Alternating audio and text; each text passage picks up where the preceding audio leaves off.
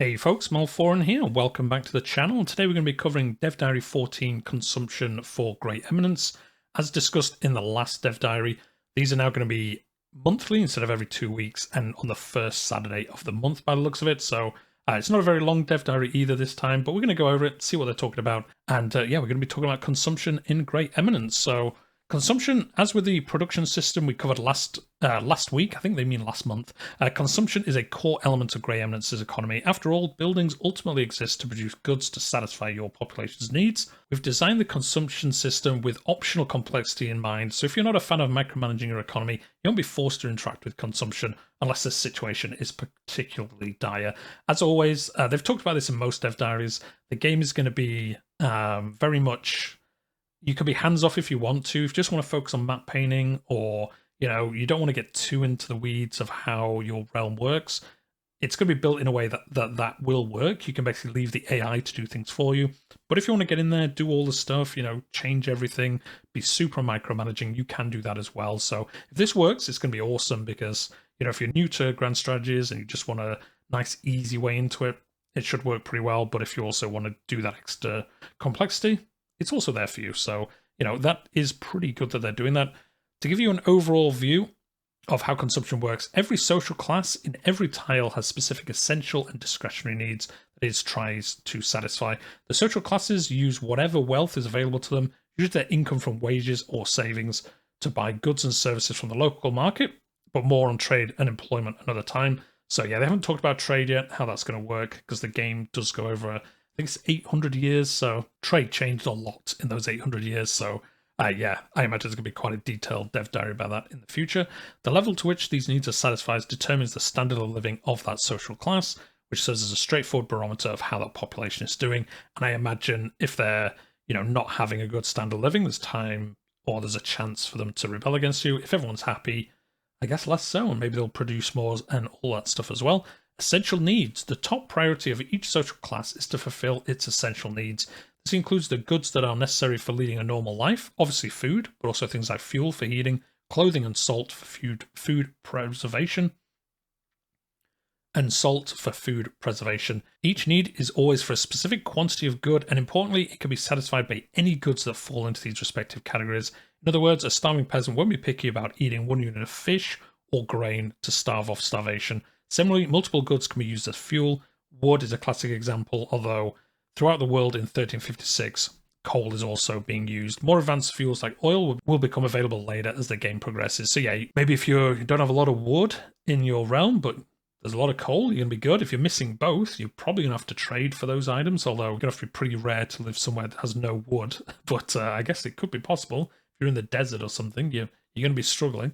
And then obviously, as the game progresses, maybe you're going to be lucky and have oil fields and be able to work on those to get even more and then export the excess to another realm and things like that. So yeah, there's already progression in the system. Since essential needs are, well, essential, the social classes will be prepared to pay any price to fulfill them. Thus, whenever there are surges of essential goods, you'll see large spikes in their price, which are usually, but not always, balanced out via trade. So yeah, I guess if they're really expensive one place, you kind of trade them in for somewhere else.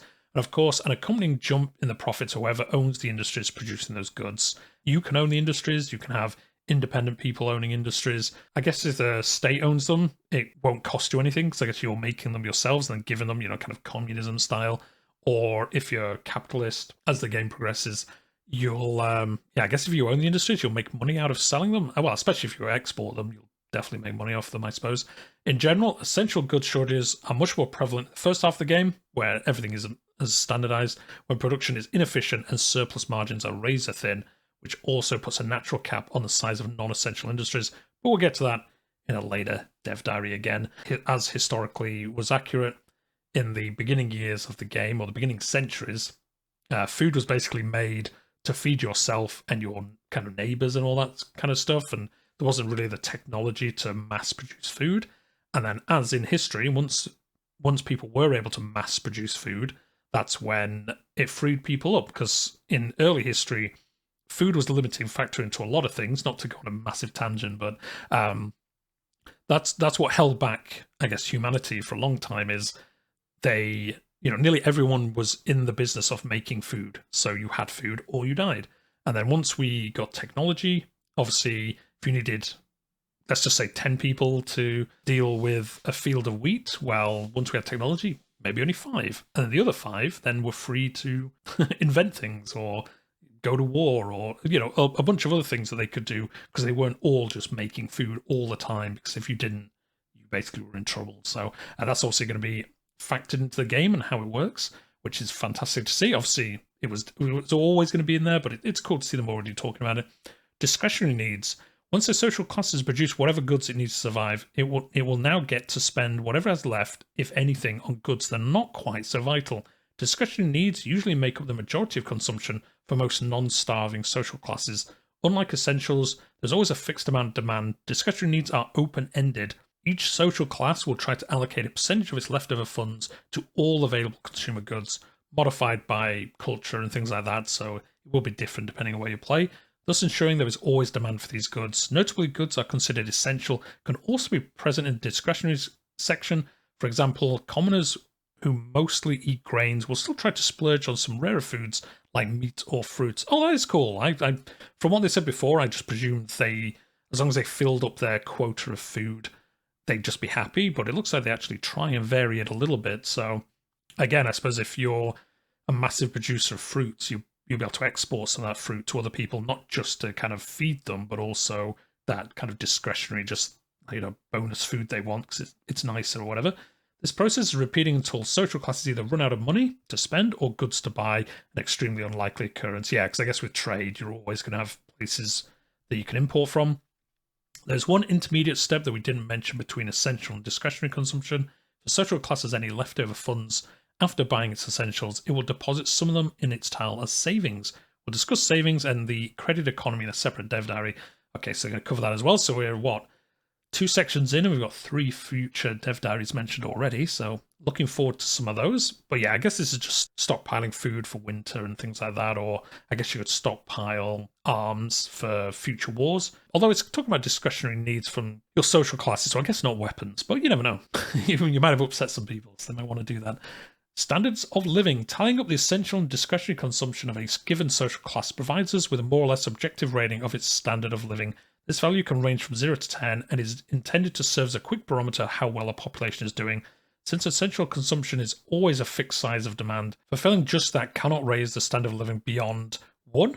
So that just means they just have that base standard of living. Beyond that, increasing standard of living will require an ever larger amount of discretionary consumption, with 10 representing utopian opulence that would be unrealistic to achieve for any decently sized country until the very end of the game. So yeah, that's just where you basically just have everything. Your entire realm just has whatever they want, nothing's ever missing, and it's just a good time for everyone. Pretty hard to get to that point. Having a standard of living be below 1, i.e. having unfulfilled essential needs, will cause a large amount of discontent, so not having enough food, things like that. If left unchecked, can escalate to rebellions and even revolutions, but more on that on another time. They have mentioned revolutions before, though, I believe, talking about how they can spawn and things like that, but we're going to get a bit more detail in the future. If you're particularly cold-hearted, letting hunger metastasize into rebellion is one way of resolving essential goods shortages. After all, dead rebels don't need food. True, very true. So yeah, I guess if your population is growing too much and for whatever reason you just can't get enough food in, a nice bit of rebellion doesn't harm anyone except for the rebels. For a more reasonable solution, you can try fixing the situation via trade or building, sponsoring construction of industries in demand. If those options are out of your purview, you can't do those, or if you just want to be a mean person, I guess they are the open options. Having a falling standard of living will also cause some discontent, so it's usually not a good idea to overshoot too much via temporary measures such as cutting taxes or subsidizing industry, unless you can maintain these expenditures. So yeah, you can't yo-yo it up. You can't be like, oh, we might get some rebellion soon, let's boost up our standard of living and we'll just lower it again in the future. While failing to meet your people's unrealistic expectations will rarely lead to rebellion on its own, it might prove to be the final straw if there are other societal issues festering in your country. So it's obviously part of a bigger picture. And then here we go, the UI showing us all the different things. I think this has changed slightly from the last time we saw it. It is showing us here all the different things. So essential consumption here. So they're destitute. They have 4 out of 4. So they have food, salt, fuel, and clothing. And they have some discretionary spending here, 155. So yeah, quite a bit of discretionary spending to spend on other things, but they're still destitute. So They're not doing fantastic, but they're not doing too bad. They got some population growth, and then obviously 25% literacy, 30% administration. So I guess it's not being super efficient as a county here as it goes. Quite a lot of peasants. Well, no, 20% peasants, 80% commoners, and these are the breakdowns, obviously, of how they work. We've seen this before, but it's still cool to see when talking about this. The people of Corsica live a decent, if not particularly rich life. They're not starving, have clothes on their back, and enough fuel to survive the winter.